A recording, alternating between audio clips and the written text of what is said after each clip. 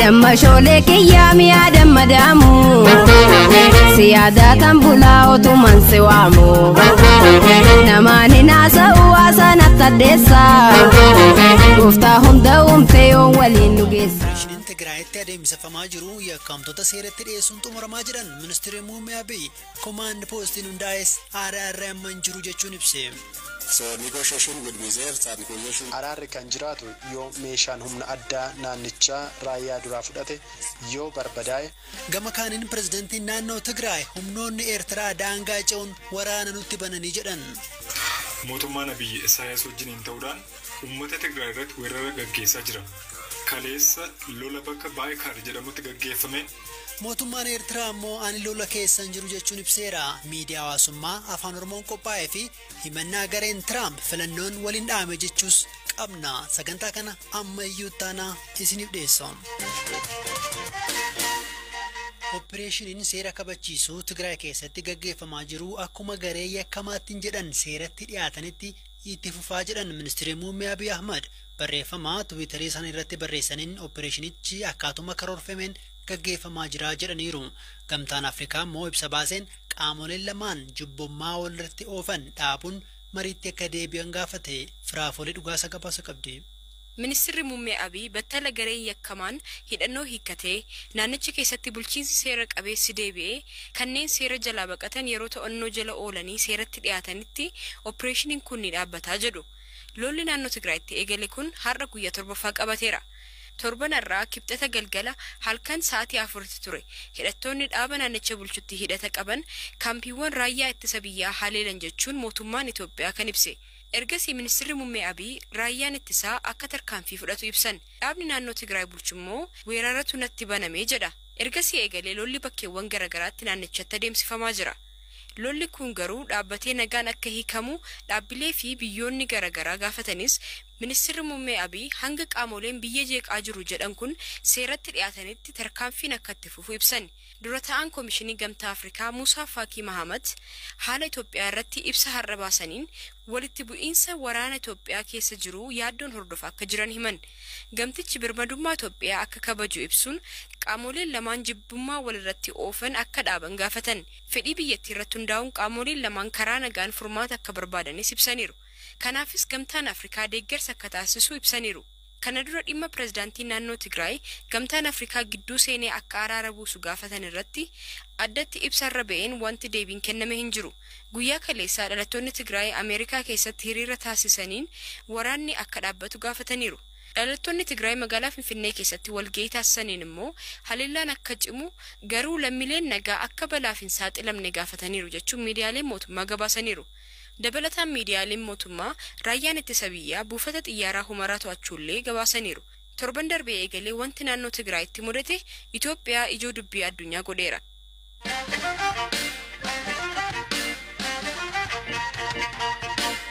Loluma naannoo Tigraayitti adeemsifamaa jiruun pirezidantiin naannoo Tigraay Dabratsiyoon Gabrmikaa'el waraanni Eertiraa humnoota Tigraay irratti lola bane jechuun himataniiru. Ibsa har'a kennaniin mootummaan ammaan gorra jiru kun biyya diinaaf dabarsee kan kennedha. Saboonni Itoophiyaa mormuu qabu jechuun waamicha taasisaniiru. Lola deemaa jiruun balaan dhaqqabullee ibsan. የአየር ድብደባው በከተሞቻችን ብቻ ሳይሆን በገጠር ገጥሞናል። ይህ ዘመቻ እስካሁንም ከፍተኛ ሰብአዊ የማቴሪያል ጉዳት Haleellaan xayyaaraa magaalota qofa otoo hin taane baadiyyaa keessas nu qunnameera. Duulli kun lubbuu namaa fi meeshaa irratti miidhaa guddaa dhaqqabsiisuu irra kan darbe deemee tokkummaa biyyattiis ni miidha. Mootummaan Abiy Isaayaas wajjin ta'uudhaan uummata Tigraay irratti weerara gaggeessaa jira. Kaleessa lola bakka Baayikaar jedhamutti gaggeeffameen mootummaan Eertiraa duubaan meeshaa waraanaa guddaadhaan haleellaa raawwachuun tumsa isaa agarsiiseera. Uummanni Tigraay humna weeraru waan ofirraa qolachaa jiruuf deeggarsi Eertiraa kan barbaadame dhukaasa nu eegali kan jedhame. Barii har'aa eegalee immoo waraanni Isaayaas daangaa biyyattii cabsee weerara eegaleera. Uummanni Tigraay wareegama barbaachisu kaffalee daangaa kabachiisuudhaaf duubatti hin deebi'u. Bulchiinsa biyyi daangaa biyya ormaaf dabarsee kennee Tigraayin reebuu filachuusaa hunduu beekuu qaba. Dhimmi kun uummata Tigraay sabaaf sablammoota Itoophiyaa fi Eertiraa ilaallata. Gantummaa guddaadha. Lammi biyyattii mootummaa biyya alaa fayyadamee cabsuudhaaf mootummaa daangaa biyyaa dabarsee kennetu jira. መረጃን የሰጠ መንግስት ነው ያለው። himannaa Dr. Dabratsiyoon irratti gama Itoophiyaan wanti jedhamee hin jiru. Akka Reuters ministeera dhimma alaa Eertiraa Usmaan Saala waabeeffachuun gabaasetti garuu Eertiraan lola kana keessaa hin qabu jetteetti. Usmaan Saala kun wal dhiibdee keessaa hin qabnu jechuun ibsan. Torban darbee ajaja kaabaa raayyaa ittisa biyyaa irratti haleellaa banuun kan himatame dhaabii TPLF yeroo ammaa raayyaan ergama isaa ba'uu qabaa jechuun dubbateera. Raayyaan weerara alaa qolachuuf dirqama qabus ergama isaa raawwachuu qabaa jechuun dubbataniiru. Dr. Dabratsiyoon dubbi isaanii har'aan lolaan wanti furamu hin jiru mariin akka furamu jechuunis gaafataniiru. Gama kaaniin har'a waaree booda ibsa miidiyaalee alaaf kan kennan dubbi himaan komaandi poostii dhimma naannoo Tigraay keessa deemaa jiru hordofuu kan ta'an Ambaasaddar Reedwaan Huseen bilbilli naannichatti cite TPLF raawwatee jechuun himataniiru. Mariin kan jiraatus gaafa seerri kabajameedha jechuun dubbatan. When they were about besieging our commands there, the first thing they did was Ajaja kaabaa achi jiru yeroo marsuuf jedhan miseensonni raayyaa waan shakkan ibsuuf gara ajaja raayyaa waliigalaatti bilbilaa turan.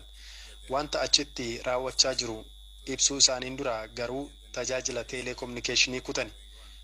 Achi immoo elektirikii kutani. Ibsaan bannaan wal argachuun dadhabame.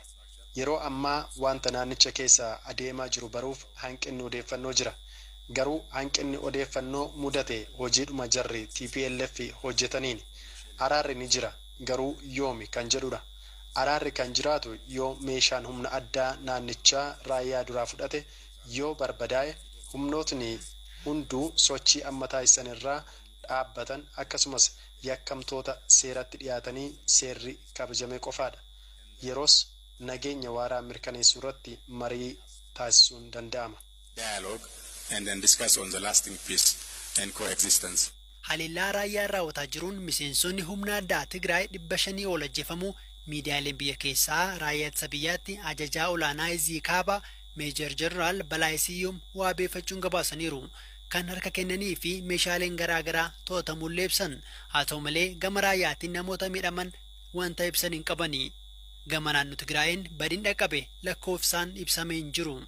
Ta'us kaleessa Reuters akka gabaasetti gama raayyaa ittisa biyyaa Itoophiyaatiinis miseensonni dhibbaan lakkaa'aman akka ajjeefaman gabaasuun ni yaadatama.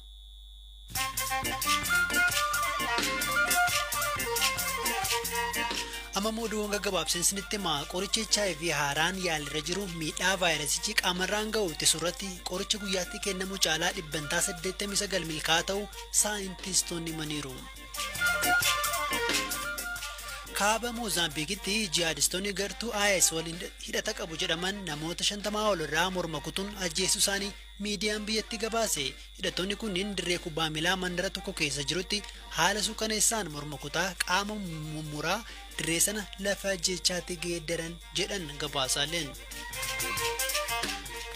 Hoogganaan siyaasaa beekamaan biyya Paalestaan kan waggaa hedduu Israa'elii fi Paalestaan jidduu nagaa buusaa ture Saayid Erekat du'aan boqotan. Erekat dhukkuba koronaa vaayirasiin kan lubbuun isaanii darbe. Du'a Saayid booda pirezidaantiin Paalestaan Mohammud Abbaas guyyaa 3 guyyaa gadda biyyaalessaa labsaniiru.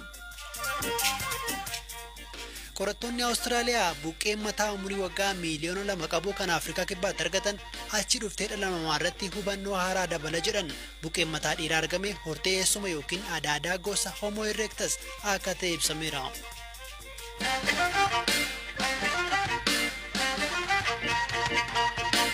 Oduu biraattan darbaa filannoo Ameerikaatiin injifannoon Baayiden erga dhaga'ame booda gareen ce'umsaa hanga Baayiden baallii fudhatanitti dalagu deeggarsa baajeta federaalaa eegaa jira. Haa ta'u malee pirezidaant Tiraamp injifatamuu isaanii hin amanne hin fudhannellee yaada isaanii kana riippablikaanonni deeggaraniiru. Gaafa sagaleen lakkaa'amu rakkoon turee jedhu Tiraamp ta'us ragaa dhiyeessan hin qabani. Gareen duula filannoo Tiraamp bulchiinsa Peensilveeniyaatti himannaa haaraa baneera. Aslii Galgaloo gabaasa qabdi. Bulchiinsi Barack Obama waggoota 8 pireezidantii ta'an Ameerikaa ka ture Joe Bideniin dorgommii pireezidantummaa Ameerikaa barkaan Donald Trump injifatee pireezidantii Ameerikaa 46 ta'e.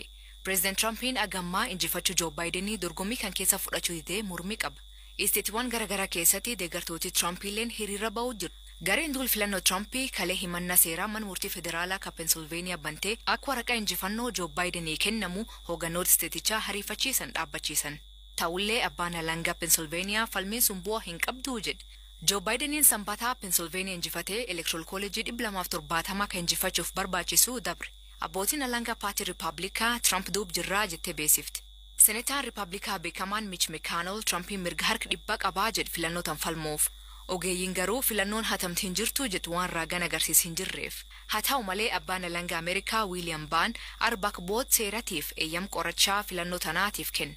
Eeyyam kanaan wal qabatee hoogganaan damee haqaa Richard Pilgan hojii dhiisee ba'e. Akka gabaa CBS'tti Trump aangoo gadhiisuu dinnaan Joe Bideniin yaad karaa seeratiin falqabaa jedhan. Gaazexeessitooti White House garuu Trump aangoo amajjikee gadhiisuuf eegamaa jetti.